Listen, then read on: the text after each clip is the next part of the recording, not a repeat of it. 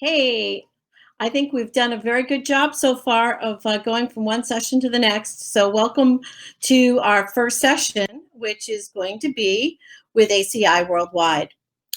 So they're going to be talking about consumer payment preferences and provider fun facts.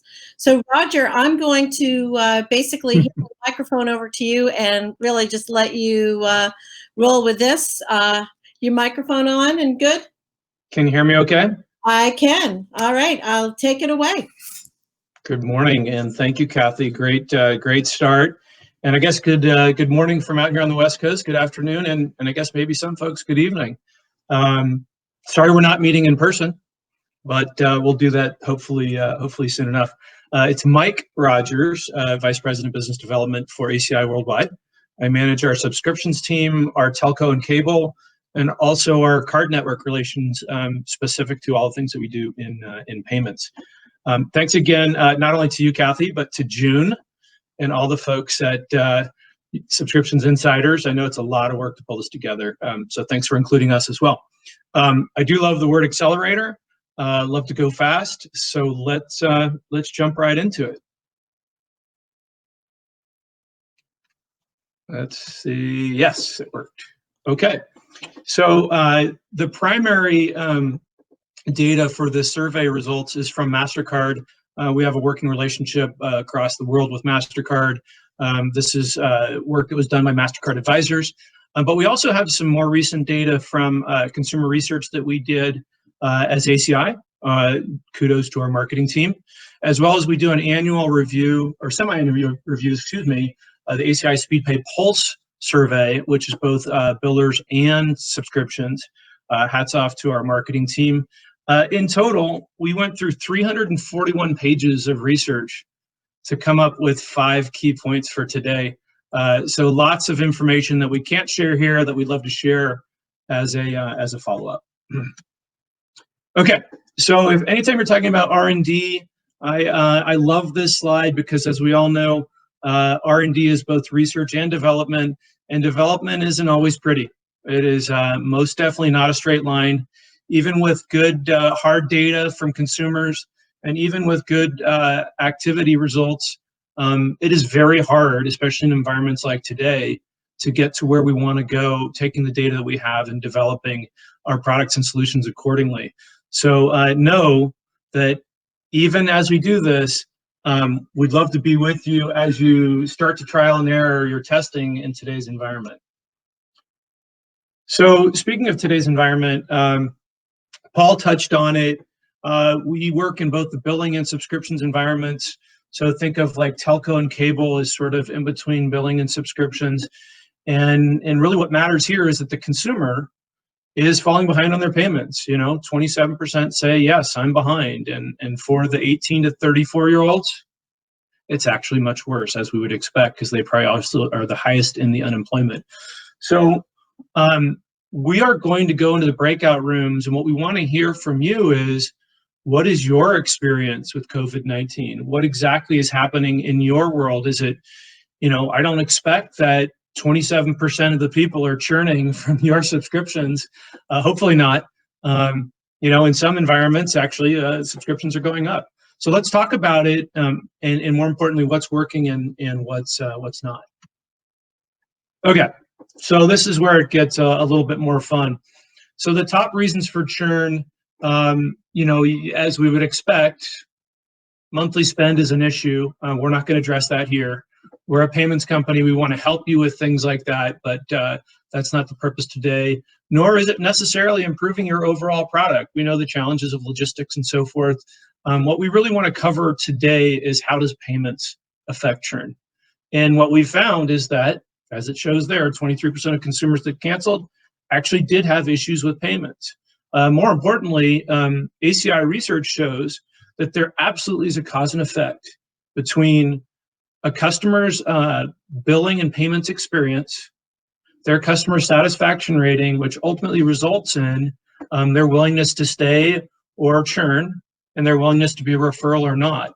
So we need to do everything possible to make sure the payment experience is doing exactly what it needs to for your consumers.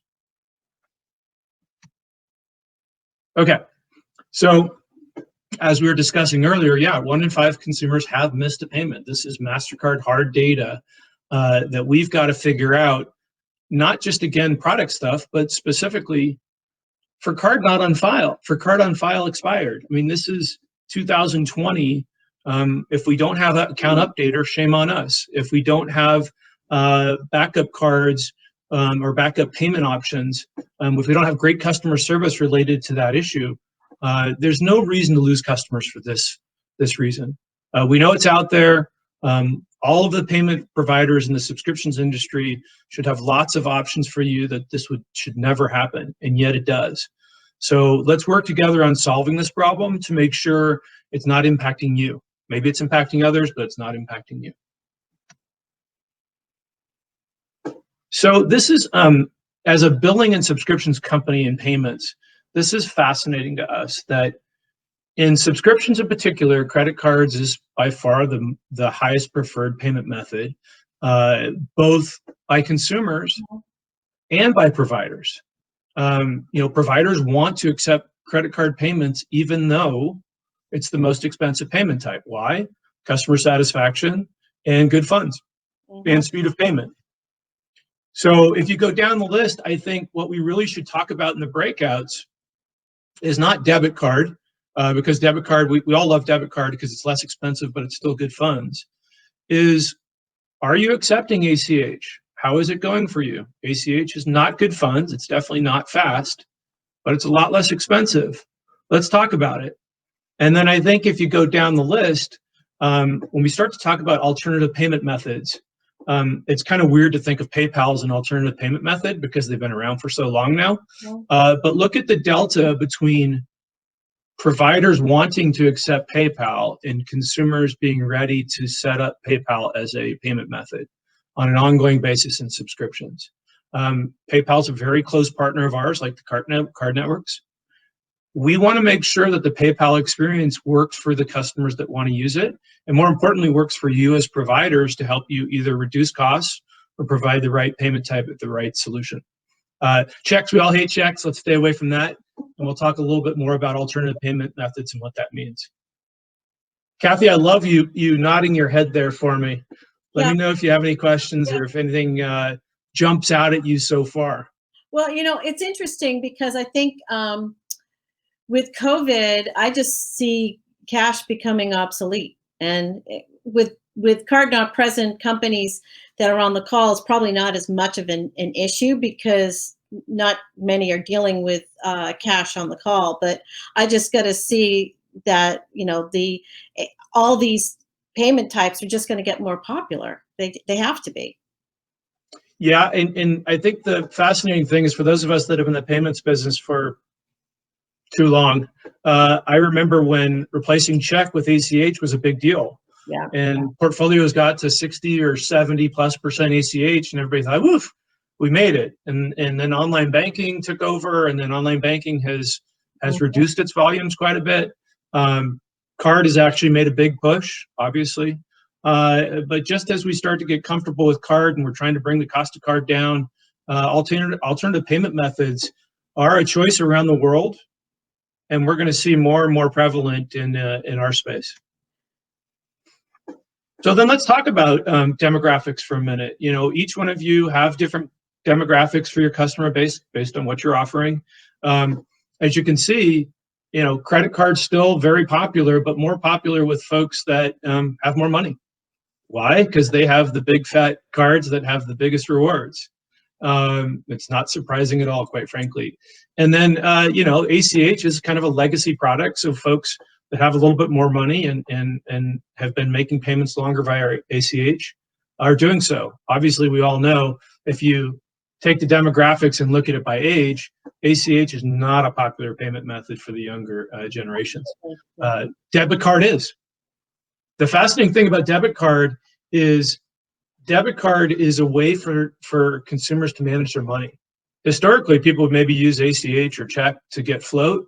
Consumers don't want float. They actually want to know exactly how much money based on what's in their account right now. Mm-hmm.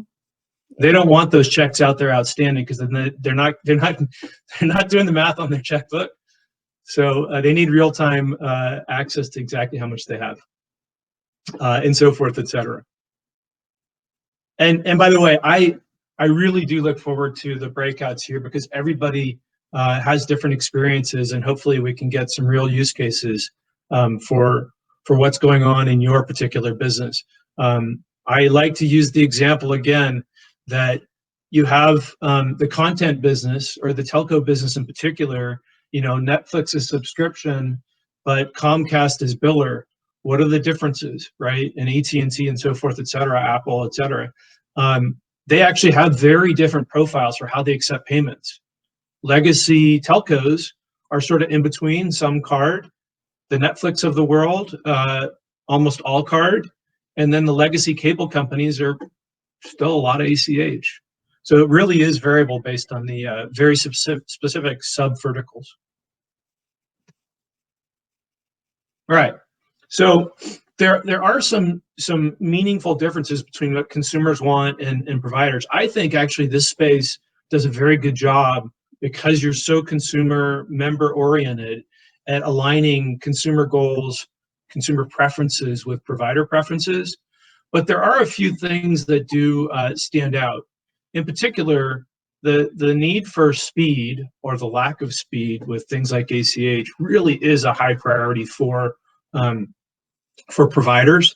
And the issues around fraud, consumers don't even really understand the fraud tools and all the things that we're using in the background to reduce false declines, like Paul and Jesus were talking about. You know, but it's a huge deal for us, and yet consumers don't really know what's going on. All they know is their card was accepted or their card was declined. And unfortunately, you can't just build a model, as we all know, and sit on it.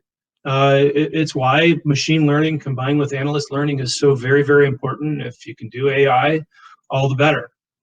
This is going to be a constant battle that we're going to be fighting forever. We're never going to get to the end of the race on this one. Mm-hmm.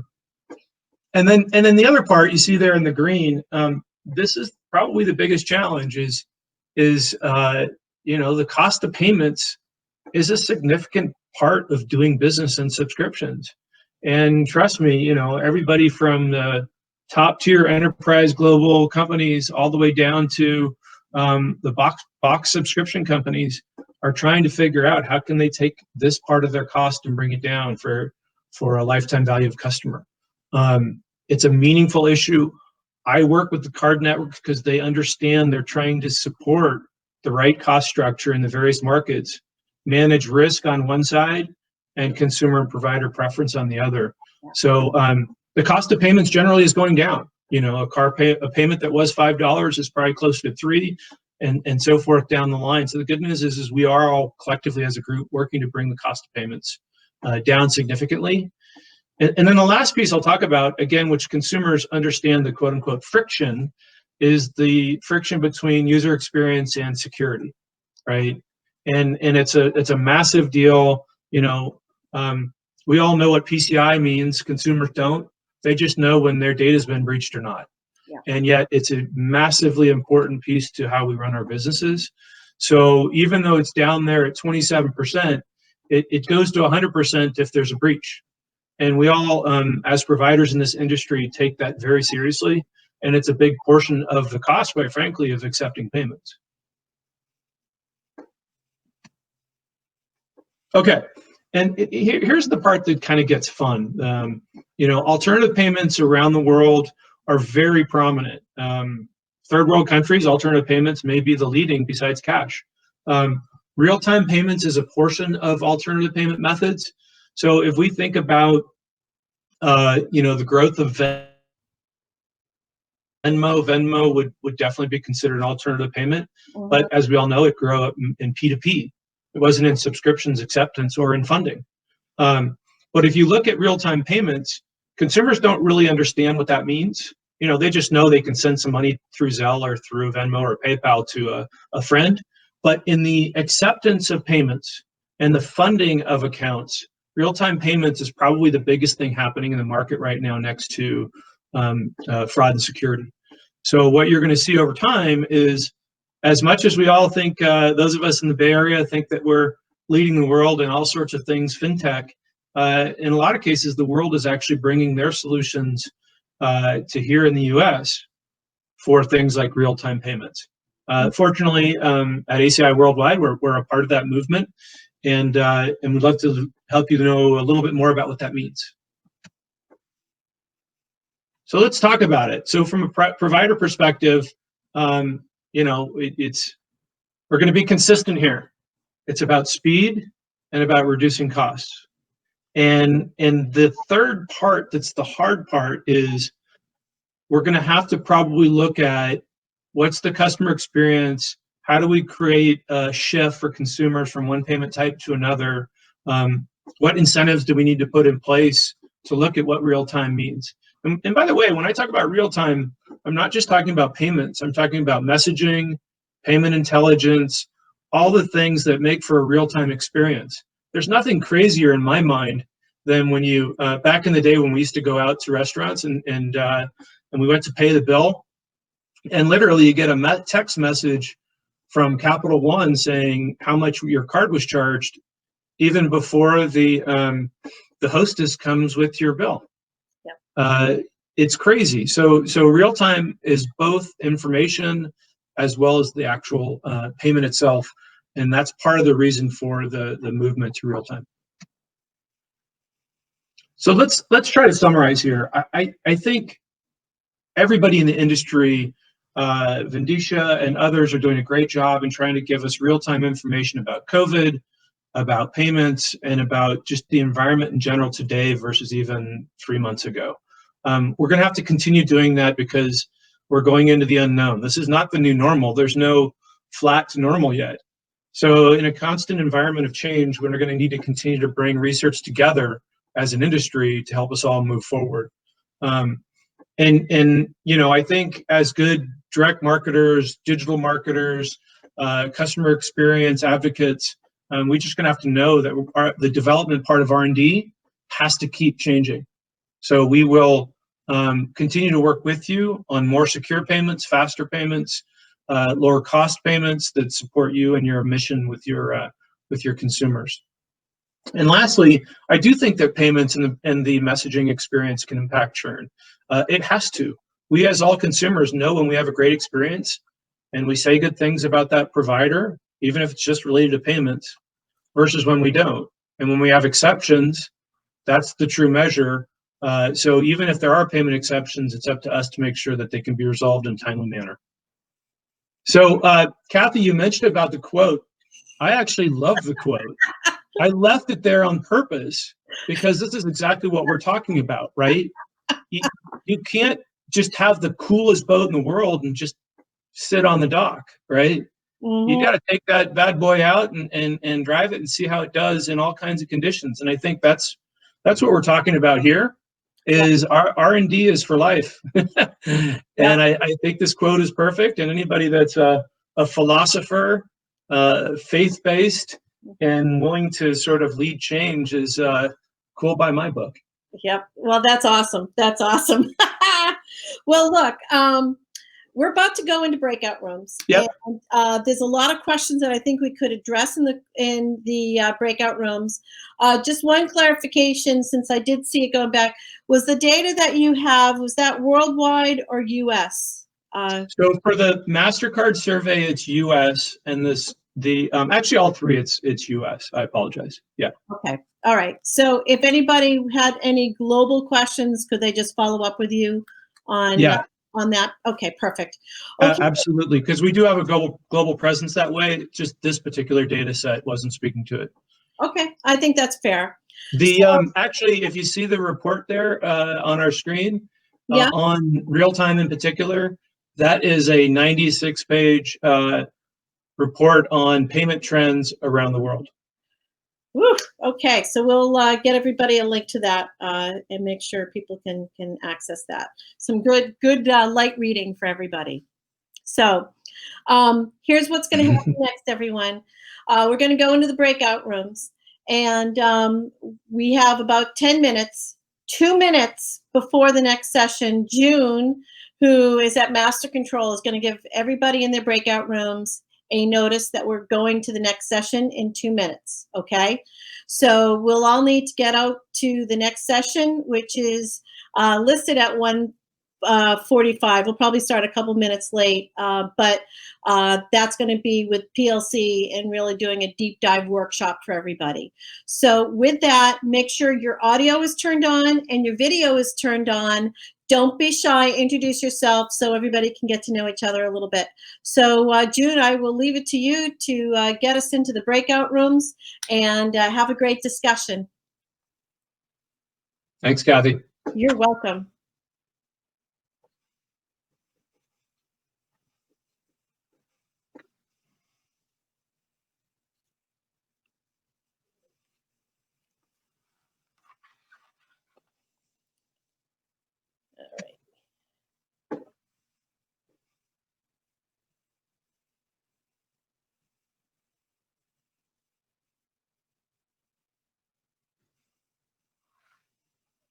Okay, Mike, you can assign yourself into a room too, just so you know. Okay.